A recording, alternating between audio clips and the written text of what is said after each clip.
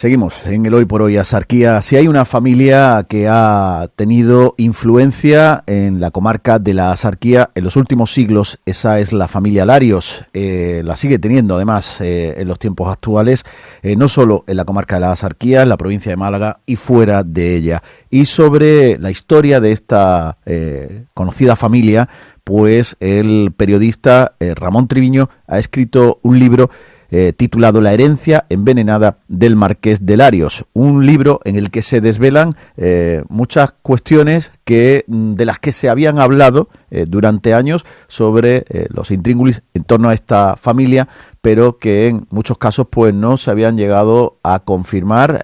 Muchos de ellos sí los confirma Ramón en este libro. Ramón Triviño, buenas tardes. Hola, buenas tardes. Bienvenido a la comarca de la Axarquía, que también es tu comarca. Que de vuelta después de muchos años. Bueno, te has pegado también muchos años con esta historia, una historia interesante en algunos aspectos, bueno, con mucho secretismo y con muchas historias que tú has ido poniendo negro sobre blanco en tu libro, ¿no? Bueno, el libro es el resultado de cerca de 15 años de investigaciones que empecé en el año 2005, cuando me invitó la compañía Salsa, que es la actual empresa que tiene la propiedad la familia los herederos, mejor dicho, de los Larios, pues me invitaron a un acto de inauguración de los Jardines del Ingenio, que ya no son de su propiedad, y allí en el acto estaba presidiendo Bárbara Kalashnikov, que era la presidenta entonces del Consejo de Administración de Salsa. Y entonces una mujer muy llamativa, que lógicamente me llamó también a mí la atención. Y cuando volví a la redacción del periódico, a Información de la Axarquía, pues me puse a averiguar quién era esa señora, ¿no?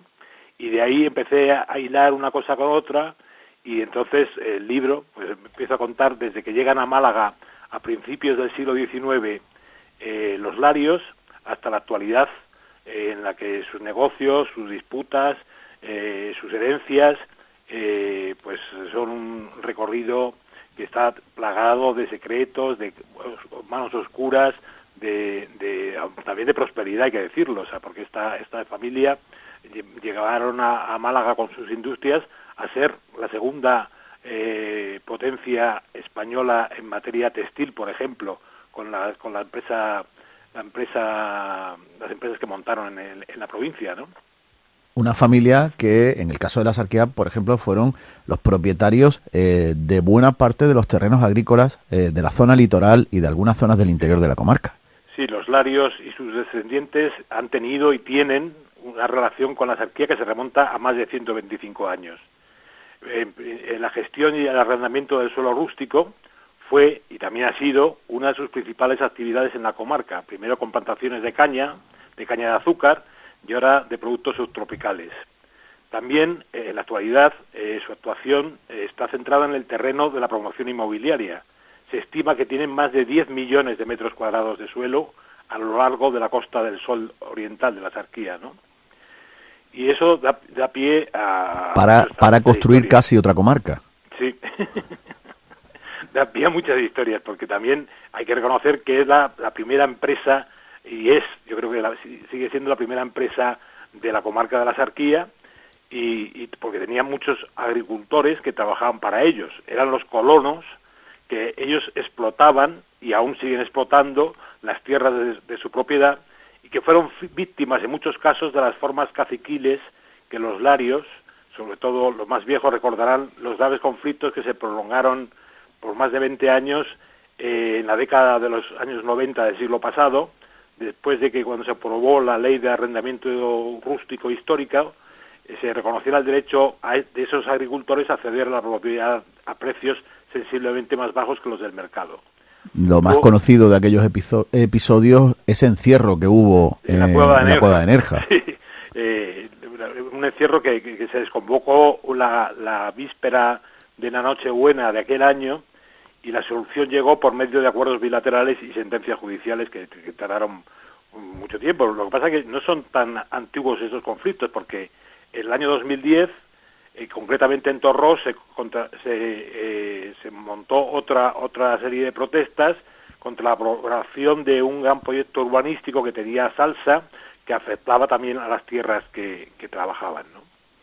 Ramón, esa es la parte conocida de la historia de la familia Larios, pero había otra parte menos conocida, en la que tú ahí te has tenido que fajar bien para ir poniendo, como decíamos, descubriendo la verdad de todo este asunto, ¿no? Bueno, pero voy a relacionarme primero, te voy a contar algo de un capítulo que se titula El caciquismo y los Larios, es un capítulo extenso del libro, que se dedica precisamente a las prácticas caciquiles de los Larios en la Sarquía, que se remontan a finales del siglo XIX y primeros del siglo XX. Los Larios no eran dueños de la tierra, la agricultura era la única industria de la Sarquía, lo hemos dicho ya, sino que ejercían su poder a través de los ayuntamientos y de su presencia en las Cortes Generales. Muchos de los Larios, de los marqueses y sus hombres de confianza, eran diputados y senadores, normalmente por la Sarquía o por Málaga.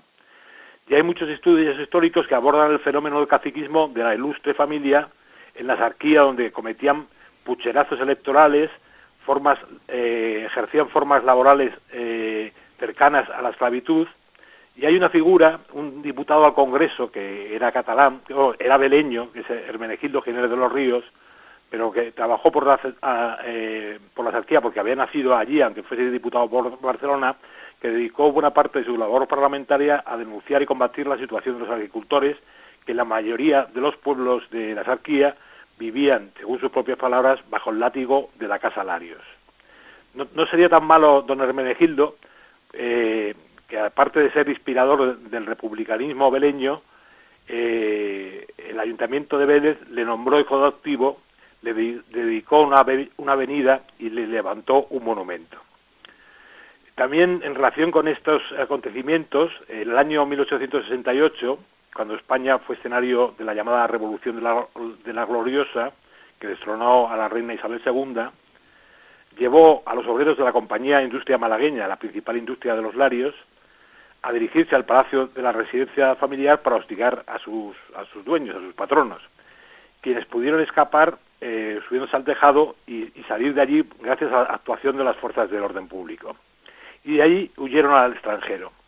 De hecho, el primer marqués de Larios, Martín Larios y Herreros, se moriría en Francia en 1873 y solo volvió a la provincia de Málaga, sin pasar por la capital, a Torre del Mar, en una visita a sus fincas en 1869, en donde una representación de los obreros le pidió disculpas, que el marqués lógicamente aceptó, pero él siguió viviendo en París.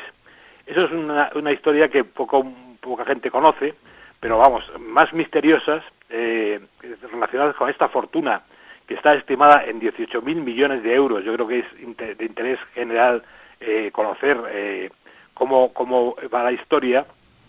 Pues el libro me ha llegado a confirmar que la herencia tiene todavía pendiente en el aire la reclamación de un supuesto hijo natural del cuarto marqués de Larios, del famoso José Collado, de Pepe Trompeta, que le llaman, que tiene, según la investigación, todas las papeletas para convertirse en el heredero legítimo de parte de esa herencia, ¿no? Eso supondría una auténtica revolución en el seno de la familia, ¿no? Yo creo que podemos anunciar que en pocas semanas el señor José Collado López, que tiene ahora 70 años, va a reiniciar sus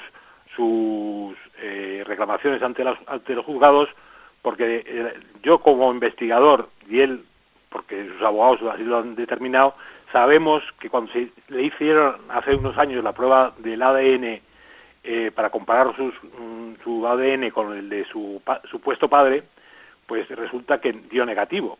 Pero ahora sabemos que hubo un traslado ilegal desde Albacete, donde estaba enterrado el marqués de Larios, hasta una sepultura que está ubicada en el asilo de las Hermanitas de los Pobres de Málaga capital. Menuda historia. Una historia.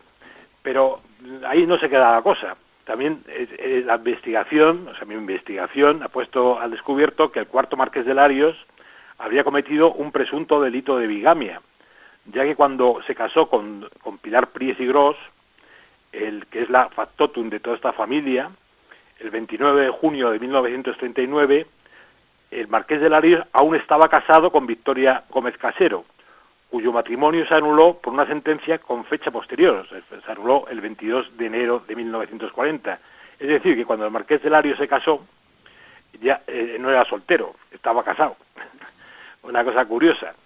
Y una de las cosas que más llama la atención a la gente del libro, que también ha sido muy difícil localizar los datos y los documentos que atestiguan todo eso, lo que cuento, es un asesinato que tuvo lugar en la Casa Larios, cuando estaba enclavada en la calle Martínez, el número 5 de Málaga capital, que tuvo lugar el día 14 de marzo de 1944.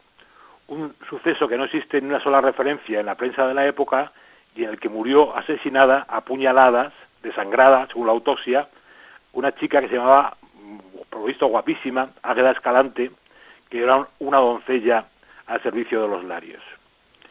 Yo ya no desmelo más porque lo que me gustaría que la gente lo leyese. Ramón, el libro está basado íntegramente sobre hechos reales. Sí, es yo lo defino más que un libro, un reportaje en forma de libro. Daría para una novela magnífica. Bueno, de hecho está escrita la novela. No, hay una novela que se va a llamar, porque todavía no ha salido a la luz, El Marqués de los Ojos Tristes, que ha escrito el compañero y también malagueño Antonio García Pereira, basada solamente en el nacimiento de este hijo natural del Marqués de Lario y todas las peripecias que han pasado hasta la fecha, ¿no?, sobre este asunto. La novela yo creo que se publicará en pocos meses y va a ser un historión.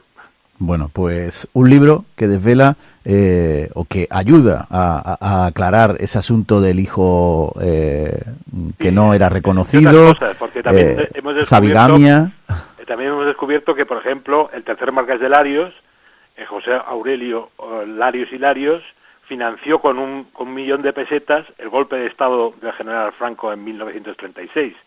O sea que, y el cuarto marqués de Larios, del que es el protagonista del libro, pues trabajó al servicio del llamado Generalísimo en Burgos durante la Guerra Civil. O sea que eran unos señores muy polifacéticos. Estaban en todos los líos, vamos.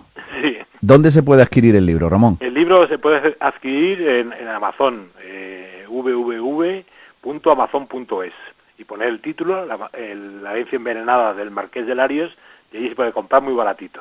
Bueno, pues una historia interesante, muy relacionada evidentemente con la comarca de la Axarquía, que durante unos pocos de años Ramón Triviño ha ido descubriendo a raíz de todo eso que se sabía, o algunas de esas cosas que se sabían, pero que en muchos casos no se habían confirmado o no se había profundizado en ellas.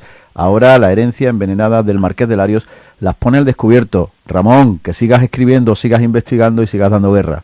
Venga, pues voy a seguir porque espero hacer una segunda parte del libro. Gracias. Gracias a vosotros.